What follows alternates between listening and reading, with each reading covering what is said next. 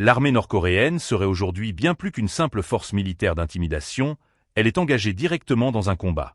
Cette révélation choc du secrétaire d'État américain Anthony Blinken plonge le monde dans une inquiétude profonde.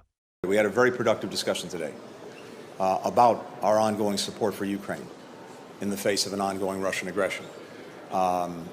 As well, this added element now of DPRK, North Korean forces, injected into the battle, and now quite literally in combat, which demands and will get a firm response. Si ces propos laissent entendre que Pyongyang aurait franchi une ligne rouge, la question est maintenant, quelle réponse l'Occident envisage-t-il face à cette menace directe? Les enjeux sont colossaux, et il est clair que cette situation pourrait redéfinir les équilibres de la région. Ne manquez aucune de nos prochaines analyses et abonnez-vous pour rester informé des développements à venir. Question du jour. Jusqu'où la situation entre les États-Unis et la Corée du Nord peut-elle encore s'aggraver? Partagez vos réflexions en commentaire. Au-delà de la rhétorique diplomatique habituelle, Blinken a aujourd'hui haussé le ton.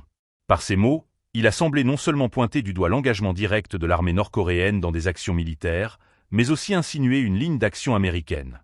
Jusqu'à présent, les États-Unis et leurs alliés ont réagi par des sanctions économiques et une pression diplomatique, sans jamais franchir le seuil d'une confrontation militaire directe. Mais selon plusieurs experts, cette déclaration pourrait marquer un tournant.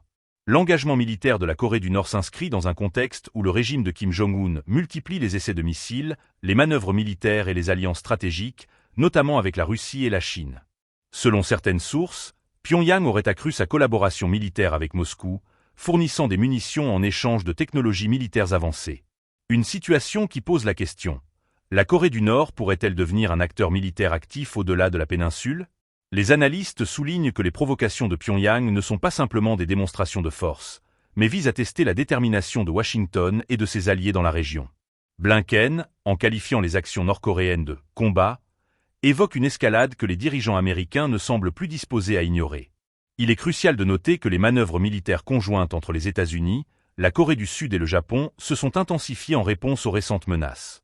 La réponse ferme évoquée par Blinken reste toutefois floue, et de nombreux experts s'interrogent. Quelles mesures concrètes seraient envisagées? Cette posture de fermeté s'accompagne également d'une stratégie de dissuasion renforcée dans la région Indo-Pacifique. En déployant des porte-avions et en augmentant la présence militaire dans des zones stratégiques, les États-Unis veulent dissuader toute tentative nord-coréenne de passer à l'acte. Pourtant, ce jeu de puissance présente des risques élevés.